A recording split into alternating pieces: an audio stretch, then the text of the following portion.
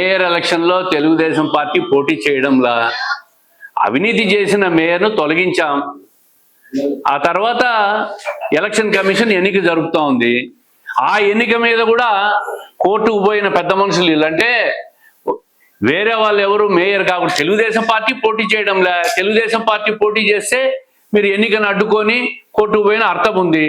మేము ఎన్నికల్లో పోటీ చేయడం లేదు, మాకు అవసరం లేదు ఎన్నిక. 3 నెలల తర్వాత వచ్చే జనరల్ ఎలక్షన్లో మేము పోటీ చేస్తామని చెప్పినాం.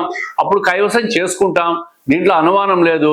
ఈ 3 నెలల కోసం తెలుగుదేశం పార్టీ కక్కుర్తిపడి తీసుకోవాల్సిన అవసరం లేదు. వాళ్ళల్లో వాళ్ళకే ఒకరిలో ఒకరికి సరిపోక ఈరోజు కోర్టుకు పోయి బీసీ వర్గానికి చెందిన ఏ వ్యక్తి కూడా మేయర్ కాకూడదని చెప్పి, నా కేసు పెండింగ్ ఉందని చెప్పి కోర్టుకు పోయి ఎన్నికను జరగకుండా చేసే ప్రయత్నం వాళ్ళు చేసుకుంటా ఉంటారు. వాళ్ళల్లో వాళ్ళకు వాళ్ళ పార్టీలో వాళ్ళే మేయర్లు కాకుండా అడ్డుకుంటా ఉంటే మనం ఏం చేయగలం? దానికి ఏమన్నా చేసుకోండి, మాకెందుకు ఆ మేయర్ ఎలక్షన్లో మేము పోటీ చేయనప్పుడు.